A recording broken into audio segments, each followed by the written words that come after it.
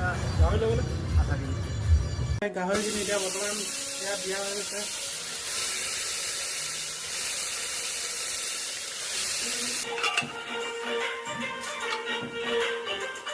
চব গেছ তেলতে আলু ভাজি দিয়া ফ্ৰাই কৰি দিয়া আছে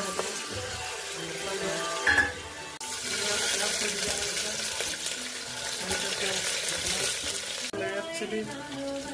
গৰম মছলা কি কি মিক্সৰ কৰি দিয়া হৈছে বৰ্তমান গাহৰি কি মিক্স কৰি দিয়া হৈছে এড কৰি দিয়া হৈ গ'ল বৰ্তমান গেছ গাহৰি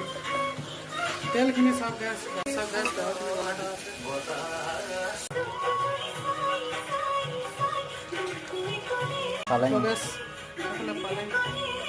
ফাইনেলি চাওক গেছ গাহৰি শেষত গেছ লাষ্ট এতিয়া কাঁহীত দিয়া হৈ গ'ল মাংস